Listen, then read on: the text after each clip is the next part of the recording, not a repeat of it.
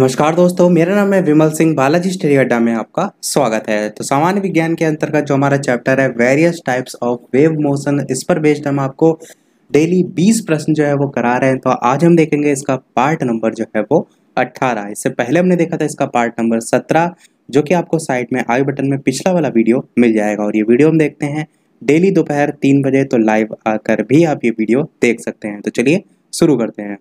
सबसे पहले बात करते हैं पिछले वाले वीडियो में जो मैंने प्रश्न पूछा था उसके उत्तर की। प्रश्न मैंने क्या पूछा था कि एक जैव पद्धति जिसमें पराश्रव्य जो ध्वनि है उसका उपयोग जो है वो किया जाता है, उसका नाम आपको जो है वो बताना था। 4 ऑप्शन भी दिए थे मैंने आपको, ईसीजी, सोनोग्राफी, ईईजी या एक्सरे। इस प्रकार से 4 ऑप्शन दे रखे थे, आपको बताना था कि इनमें से कौन सा सही होगा। तो 4 ऑप्शन दे रखे हैं, बताना है आपको इनमें से कौन सा सही होगा। पराश्रव्य ध्वनि जो है इसके बारे में तो मैंने आपको बता दिया था कि पराश्रव्य शब्द उन ध्वनि तरंगों के लिए यूज में लाया जाता है जिनकी जो आवृत्ति होती है वो इतनी ज़्यादा होती है, या कह सकते हैं इतनी अधिक होती है कि सामान्य यदि बात करें जो मनुष्य सुन लेता है तो वो मनुष्य के कानों को जो है वो सुनाई नहीं देती। मानव श्रवण शक्ति का परास मैंने आपको बताया था 20 से लेकर 20,000 कंपन प्रति सेकंड तक जो है वो होता है, और 20,000 से अधिक आवृत्ति वाली जो ध्वनि है उनको हम पराश्रव्य ध्वनि के अंतर्गत रखते हैं। तो चलिए अब बात करते हैं उत्तर की, इनमें से कौन सा सही होगा। तो आपका ऑप्शन बी यहाँ पर सोनोग्राफी जो है वो बिल्कुल सही हो जाएगा। सोनोग्राफी को ही हम अल्ट्रासोनोग्राफी के नाम से भी जानते हैं। जो चिकित्सीय क्षेत्र है उसमें निदान के यानी कि जो रोग हैं उनके उपचार के संबंध में कह सकते हैं अलग अलग टाइप से इसका यूज जो है वो किया जाता है। और ये आपका जो पराश्रव्य ध्वनि है इस पर आधारित एक चित्रांकन जो है वो टेक्निक है। जैसे कि आप एक्सरे में देखते हैं आपका पूरा अंदर का चित्र निकल के आता है, उसी प्रकार कह सकते हैं आपका सोनोग्राफी जो है वो होता है। मुख्यतः यदि बात करें, देखिए चिकित्सा क्षेत्र में तो इसके कई उपयोग हैं, जिसमें से आपका जो गर्भावस्था है, गर्भावस्था, तो इसमें जो है गर्भस्थ जो शिशु है उसके स्वास्थ्य के बारे में जानकारी की प्राप्ति इसी यानी कि सोनोग्राफी से जो है वो यूज में लाई जाती है। देखते हैं अपना अगला प्रश्न, यानी कि अब शुरू करते हैं अपने इस वीडियो के प्रश्न। पहला प्रश्न कह रहा है कि निम्न में से किसकी तरंग लंबाई सबसे अधिक जो है वो होती है। 4 ऑप्शन है, एक्सरे या एक्स किरणें, इंफ्रारेड, दृष्टिगोचर प्रकाश या रेडियो तरंगे। इस प्रकार से 4 ऑप्शन दे रखे हैं, बताना है आपको इनमें से कौन सा सही होगा। तो 4 ऑप्शन दे रखे हैं, बताना है आपको इनमें से कौन सा सही होगा। निम्न में से किसकी तरंग लंबाई जो है वो सबसे अधिक जो है वो होती है। एक्स किरणें, इंफ्रारेड, दृष्टिगोचर प्रकाश या रेडियो तरंगे। बात करते हैं इनमें से कौन सा सही होगा ऑप्शन ABCD में। तो डी वाला आपका ऑप्शन बिल्कुल सही होगा, यानी कि जो रेडियो तरंगे हैं ये आपका सही हो जाएगा। रेडियो वेव्स जो हैं ये आपकी विद्युत चुंबकीय तरंगे जो है वो होती हैं, जिनकी तरंग दैर्ध्य की बात करें तो आपकी 10 सेंटीमीटर से लेकर आप कह सकते हैं 100 किलोमीटर के बीच तक जो है वो होती हैं।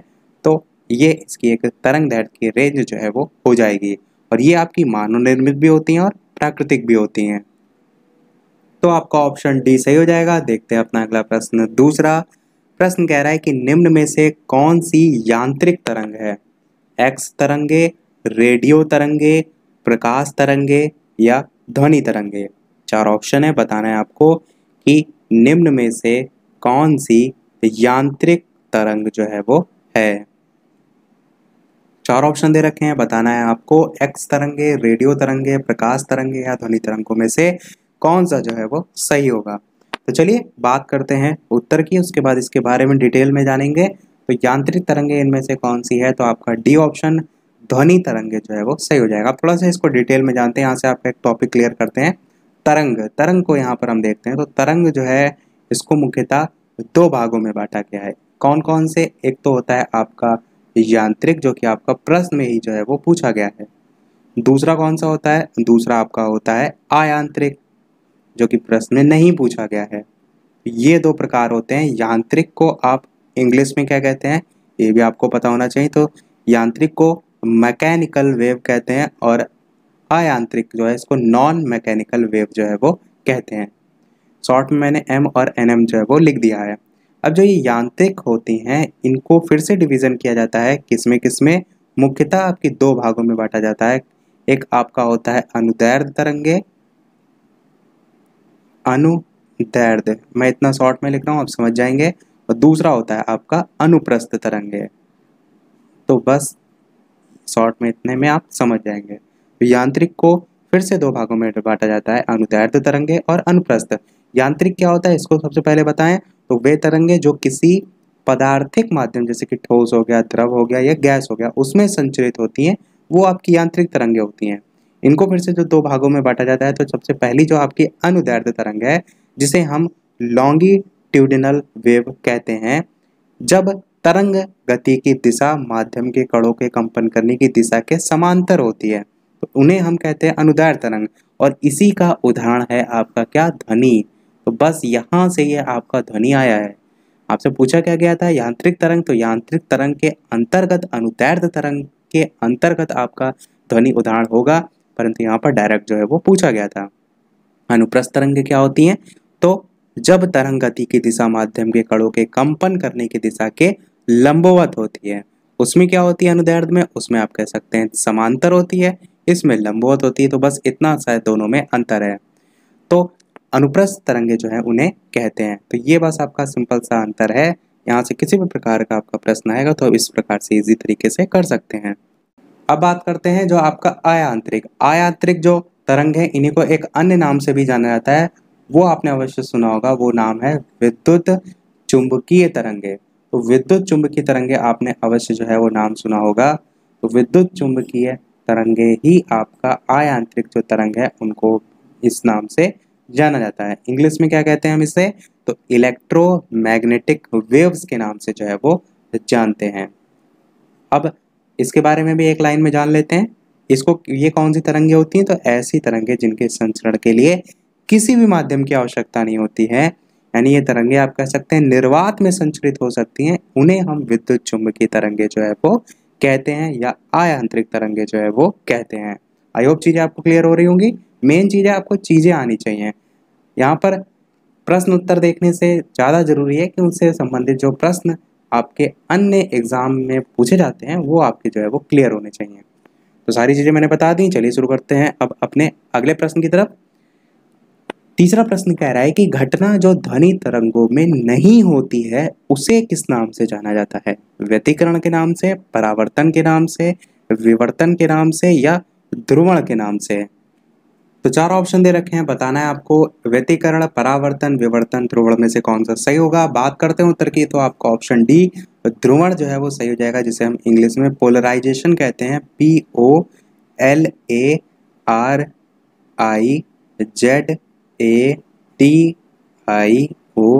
पोलराइजेशन जो है जिसे हम कहते हैं।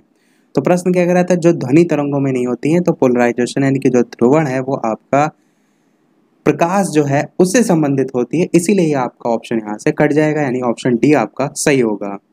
और डेफिनेशन के तौर पे हम कह सकते हैं कि ध्रुवण अनुप्रस्थ तरंगों का गुण है जो कि उनके दोलनों की दिशा से जो है वो संबंधित होता है। अगला प्रश्न देखते हैं चौथा, कि निम्न में से कौन सा कथन एक्स किरणों के लिए सत्य जो है आपको बताना है नहीं है। कौन सा यहाँ पर बताना है आपको गलत दे रखा है। चार ऑप्शन दे रखे हैं, तो मैं डायरेक्ट उत्तर की बात करूंगा, आप चार ऑप्शन पढ़ सकते हैं और आपको छांटना है कि इनमें से कौन सा कथन एक्स किरणों के लिए जो है वो सत्य नहीं है। तो option A B C D में से बात करते हैं उत्तर की कौन सा सही होगा, तो सी वाला आपका ऑप्शन सही होगा कि एक्स किरणों में विद्युत और चुंबकीय क्षेत्र होता है, ये आपका सत्य जो है वो नहीं है। बाकी ऑप्शन आप पढ़ लीजिएगा कि बाकी सभी सत्य जो है वो हैं, तो सी वाला ऑप्शन आपका कट जाएगा।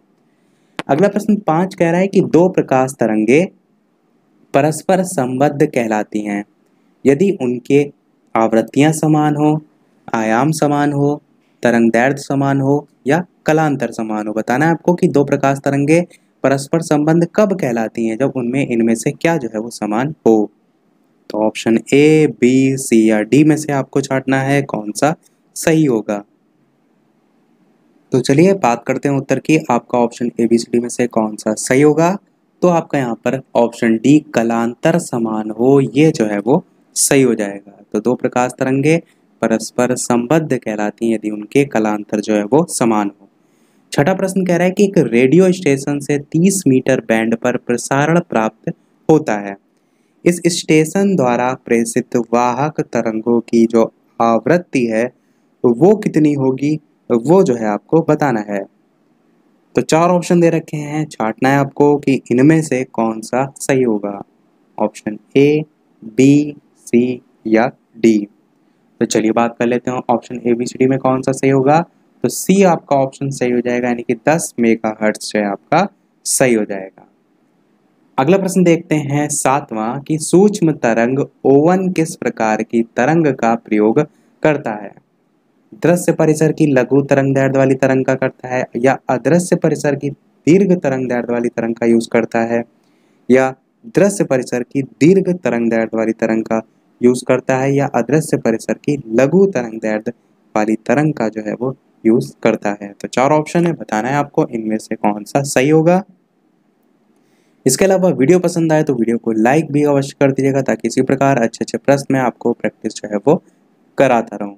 बात करते हैं उत्तर की कौन सा सही होगा। तो डी वाला आपका ऑप्शन सही होगा कि अदृश्य परिसर की लघु तरंग दैर्ध्य वाली तरंग का जो है ये यूज करता है सूक्ष्म तरंग ओवन।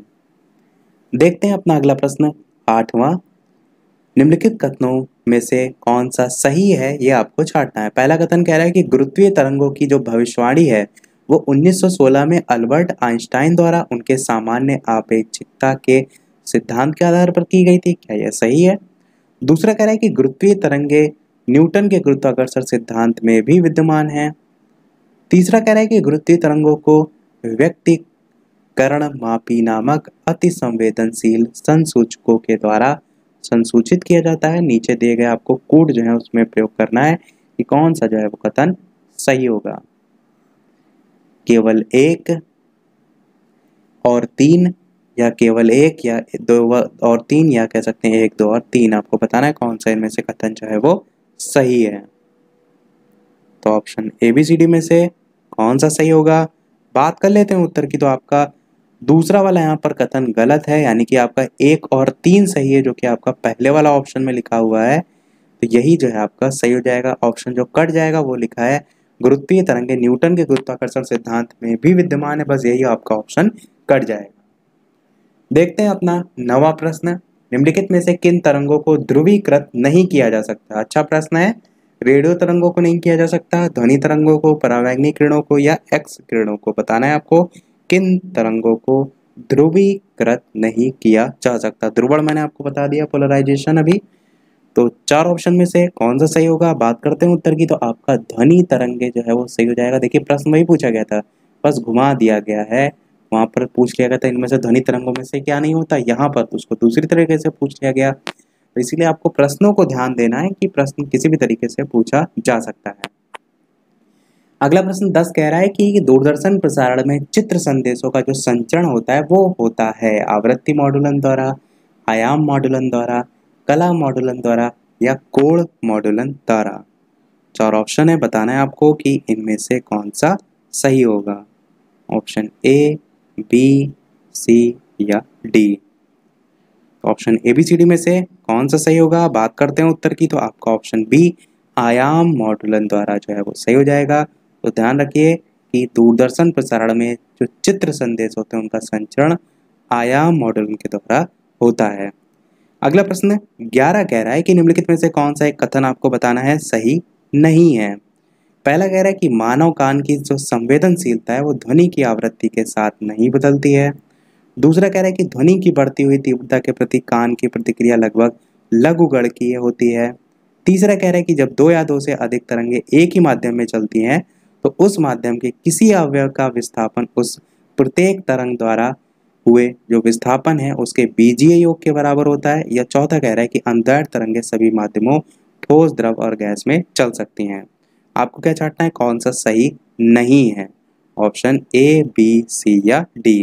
तो डी वाला ऑप्शन तो मैंने आपको अभी बताया कि अनदैर्घ्य तरंगे सभी माध्यमों में चल सकती हैं। तो ये ऑप्शन तो बिल्कुल आपका सही है, जबकि आपको गलत छांटना है, यानी कि इन तीनों कथनों में से आपको छांटना है, क्योंकि आपको ऑप्शन भी काटना होता है। इसलिए मैंने आपको बताया जो चीज़ें आपको पता हो पहले उससे ऑप्शन काट लीजिए। तो चलिए बात करते हैं उत्तर की, कौन सा कथन यहाँ पर गलत है। तो पहला वाला कथन गलत है कि मानव कान की जो संवेदनशीलता है वो ध्वनि की आवृत्ति के साथ नहीं बदलती, ऐसा बिल्कुल नहीं है। तो यही आपका कथन यहाँ पर गलत दे रखा है। ऑप्शन ए ही वाला आपका बिल्कुल यहाँ पर सही हो जाएगा।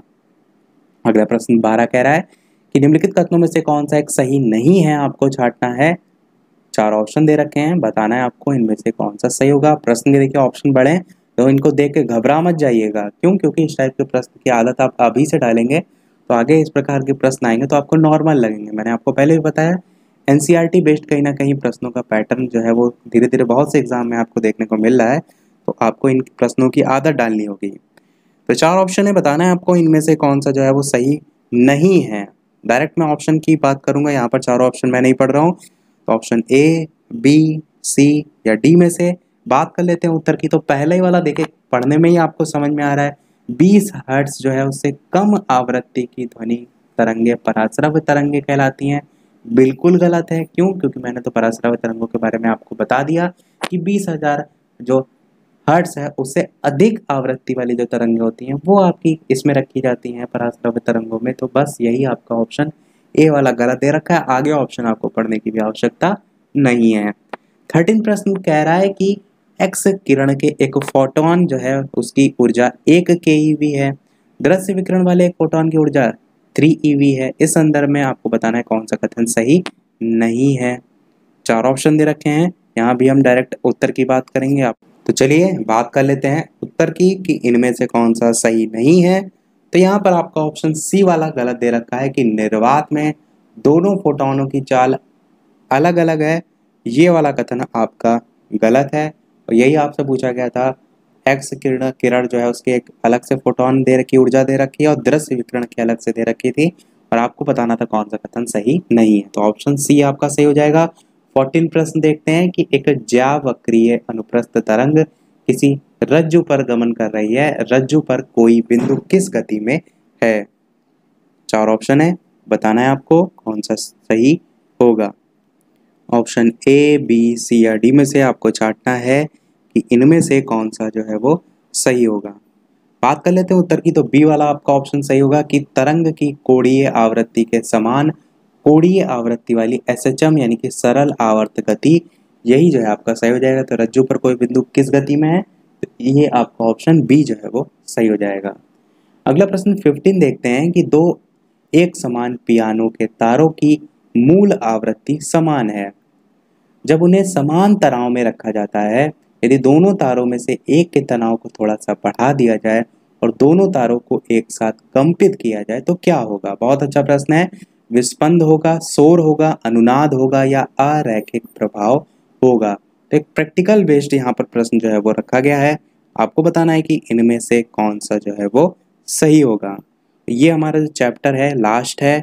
इसके बाद से हमारा यानी कि जो नेक्स्ट पार्ट होगा वहाँ से हमारा नया चैप्टर स्टार्ट होगा जिसमें हम हीट, टेम्परेचर और थर्मोडायनेमिक्स ये जो चैप्टर है उसको जो है वो पढ़ेंगे, जिसमें आपके हीट, टेम्परेचर और थर्मोडायनेमिक्स जो चैप्टर पर आधारित प्रश्न है वो जो है वो रखे जाएंगे। बात करते हैं चलिए उत्तर की कौन सा इसमें सही होगा। तो यहाँ पर आपका ऑप्शन ए वाला विस्पंद जो है वो सही हो जाएगा।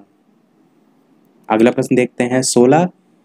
सिगरेट से निकले धूम्र का समतल कॉलम एक लघु दूरी तक उठने के बाद एक अनियमित और यादृच्छिक प्रतिरूप में टूट जाता है। आप देखते हैं सिगरेट का जो धुआं होता है इस टाइप से गोला गोला होता है और धीरे धीरे धीरे जाके टूट जाता है। उसी के संबंध में यहाँ पर प्रश्न पूछा गया। आगे लिखा है कि एक अनियमित और यादृच्छिक प्रतिरूप में टूट जाता है। उसी प्रकार बहते हुए द्रव की एक धारा जो है वो एक बांध को पार करने के बाद भंवरों और भ्रमिलों में टूट जाती है। जैसे कि पानी की आप धार इधर से करते हैं तो थोड़ी देर तक तो सीधे सीधे जाती है, फिर आगे जाके इस प्रकार से फैल जाती है। इसी प्रकार आगे भी कह रहा है जो बहाव को बहाव दिशा के अनुप्रस्थ अनियमित वेग जो है वो घटक प्रदान करती है। अन्य उदाहरणों में चलायमान पोत के द्वारा जल में छूटी अनुतरंगे, सीटी बजाने से और वायु यंत्रों द्वारा उत्पन्न ध्वनि है। ये उदाहरण किसके परिणाम है ये आपको बताना है। वायु का धारा रेखीय प्रभाव के उदाहरण है, वायु का स्तरीय प्रभाव के उदाहरण है, वायु का प्रक्षुब्ध प्रवाह के उदाहरण है या निम्न गति पर श्यान प्रवाह के उदाहरण हैं। बताना है आपको इनमें से कौन सा सही होगा। तो चलिए बात करते हैं उत्तर की। एबीसीडी में कौन सा सही होगा। तो सी आपका ऑप्शन सही होगा कि वायु का प्रक्षुब्ध प्रवाह जो है इसके ये सभी एग्जाम्पल यहाँ पर दे रखे हैं, तो बस नाम ध्यान रखिएगा, उससे आप पहचान लेंगे। अगला प्रश्न देखते हैं 17। यू ट्यूब में दोलायमान द्रव स्तंभ की गति किस प्रकार होती है। यहाँ पर ये यूट्यूब वाला यूट्यूब नहीं जिस पर आप वीडियो देखते हैं, यू आकार की ट्यूब की जो है यहाँ पर बात जो है वो की जा रही है, कुछ इस प्रकार से आप कह सकते हैं ट्यूब है। तो इसमें पूछ रहा है कि इसमें दोलायमान जो द्रव है वो स्तंभ की गति किस प्रकार होती है। अनावर्ती होती है, आवर्ती परंतु सरल आवर्त नहीं होती है, सरल आवर्त और आवर्तकाल द्रव जो है उसके घनत्व से स्वतंत्र होता है, सरल आवर्त और आवर्तकाल द्रव के घनत्व पर आश्रित होता है। तो 4 ऑप्शन है, कौन सा सही होगा। बात करते हैं उत्तर की, तो डी वाला आपका ऑप्शन सही होगा कि सरल आवर्त और आवर्तकाल जो द्रव है उसके घनत्व पर आश्रित होता है। अगला प्रश्न देखते हैं 18। एक्स किरणों के संबंध में यहाँ पर प्रश्न पूछा गया है। पहला कह रहा है कि चुंबकीय क्षेत्र द्वारा विक्षेपित होती है परंतु विद्युत क्षेत्र द्वारा नहीं होती है। दूसरा कह रहा है कि विद्युत क्षेत्र द्वारा विक्षेपित होती है परंतु चुंबकीय क्षेत्र द्वारा नहीं होती। इसी प्रकार चुंबकीय क्षेत्र और विद्युत क्षेत्र दोनों द्वारा ही विक्षेपित होती है। और चौथा ऑप्शन कह रहा है कि विद्युत क्षेत्र या चुंबकीय क्षेत्र द्वारा विक्षेपित नहीं होती है। तो एक्स किरणों के संबंध में आपको छांटना है कि इनमें से कौन सा सही होगा। तो option A B C D में से कौन सा सही होगा। बात करते हैं उत्तर की, तो आपका ऑप्शन डी यहाँ पर सही होगा कि विद्युत क्षेत्र या चुंबकीय क्षेत्र द्वारा विक्षेपित नहीं होती है। ये आपका एक्स किरणों के संबंध में सही हो जाएगा। इसके अलावा यहाँ से सबसे ज़्यादा जो प्रश्न पूछा जाता है वो एक्स किरणों की खोज के संबंध में जो है वो पूछा जाता है। तो किसने की थी, विलियम, आगे इनका नाम था कोनराड रॉन्टजन। अधिकतर जगह केवल और केवल आपको रॉन्टजन ही लिखा देखने को मिलता है, परंतु मैंने पूरा नाम बता दिया है, तो ऑप्शन के अकॉर्डिंग आपको जो भी मिले वो टिक कर लीजिएगा। तो रॉन्टजन ही आपको देखने को मिलता है। तो विलियम कोनराड रॉन्टजन ने जो है वो 1895 में, कब, 1895 में 50 वर्ष की उम्र में जो है एक्स किरणों की खोज जो है वो की थी। उस समय इनके बारे में पता नहीं था। तो कट्टुम हम जो चिन्ह है वो किसके लिए लगाते हैं, जो चीज़ हमें नहीं पता होती है। तो इसका जो नामकरण है वो एक्स इसीलिए किया गया था, जिसका मतलब ही था अज्ञात किरणें। उस समय तक इसके बारे में कोई जानकारी नहीं थी, इसीलिए इसका नाम एक्स किरणें रखा गया था। चलिए देखते हैं अपना अगला और इस वीडियो का लास्ट प्रश्न, और इस प्रश्न के बाद एक प्रश्न हम आपसे भी पूछेंगे, जैसे कि सभी वीडियो में हम आपसे एक प्रश्न पूछते हैं। इसके अलावा वीडियो अभी तक आपने लाइक ना किया हो, थोड़ा भी वीडियो आपको पसंद आया हो, थोड़ा भी वीडियो आपको इन्फॉर्मेटिव लगा हो, वीडियो को लाइक अवश्य कर दीजिएगा ताकि मुझे भी मोटिवेशन मिलता रहे। चैनल पर नया हो तो सब्सक्राइब भी अवश्य कीजिएगा, और टेलीग्राम चैनल से नहीं जुड़े हैं तो डिस्क्रिप्शन में आपको लिंक मिल जाएगी, सर्च करके भी टेलीग्राम चैनल से जुड़ सकते हैं। प्रश्न 19 क्या है, निम्नलिखित में से किसके द्वारा उत्पन्न तरंगों को दोलनदर्शी द्वारा देखा जा सकता है। एक्स किरणों को, दृश्य प्रकाश को, ध्वनि को या गामा किरणों को। 4 ऑप्शन है, बताना है आपको इनमें से कौन सा सही होगा। किसके द्वारा उत्पन्न तरंगों को दोलनदर्शी द्वारा देखा जा सकता है। ऑप्शन ए बी सी या डी में से बताना है आपको कौन सा सही होगा। बात कर लेते हैं उत्तर की कौन सा सही होगा। तो आपको ऑप्शन सी ध्वनि जो है वो बिल्कुल सही हो जाएगा, यानी कि ध्वनि के द्वारा कह सकते हैं उत्पन्न जो तरंगे हैं उसको दोलनदर्शी यानी कि ऑसिलोस्कोप द्वारा देखा जो है वो जा सकता है। इंग्लिश भी नेम याद रखिए, क्योंकि कभी कभार इंग्लिश वाला नेम ज़्यादा इजी होता है हिंदी वाले नाम की अपेक्षा। तो आपका ऑप्शन यहाँ पर सी जो है वो सही हो जाएगा। चलिए देखते हैं अपना वो प्रश्न, जैसे कि सभी वीडियो में हम आपसे एक नए प्रश्न पूछते हैं। इस वीडियो का आपके लिए प्रश्न ये है कि निम्नलिखित में से किस एक की उच्चतम जो है वो ऊर्जा होगी। इसमें से बताना है बीटा किरणें, दूसरा ऑप्शन है अल्फा किरणें, तीसरा ऑप्शन है गामा किरणें, और चौथा ऑप्शन है एक्स किरणें। ये जो आपका चिन्ह है ये गामा का है। तो अल्फा, बीटा, गामा या एक्स किरणें, इस प्रकार से ऑप्शन ABCD टाइप करके भी आप बता सकते हैं, या डायरेक्ट जो है वो अल्फा, बीटा, गामा टाइप करके भी बता सकते हैं। तो आपको बताना है किसकी एक उच्चतम ऊर्जा इनमें से है। ऑप्शन ए बी सी या डी। इसी के साथ हमारे यहाँ आज का पार्ट भी समाप्त होता है। यहाँ से हमारा जो चैप्टर चल रहा था वो भी जो है वो समाप्त होता है। अभी तक 4 चैप्टर हम देख चुके हैं। अब हम नेक्स्ट वीडियो में देखेंगे हमारा 5वां चैप्टर, जो कि मैंने नाम आपको बताया हीट, टेम्परेचर एंड थर्मोडायनेमिक्स। तो इसी के साथ पार्ट हमारा समाप्त होता है। आज वीडियो में इतना ही। वीडियो पसंद आया हो तो लाइक अवश्य कीजिएगा, नए हैं चैनल पर तो सब्सक्राइब जरूर कीजिएगा। चलिए मिलते हैं अगले वीडियो में नए टॉपिक के साथ। नमस्कार। Thank you for watching.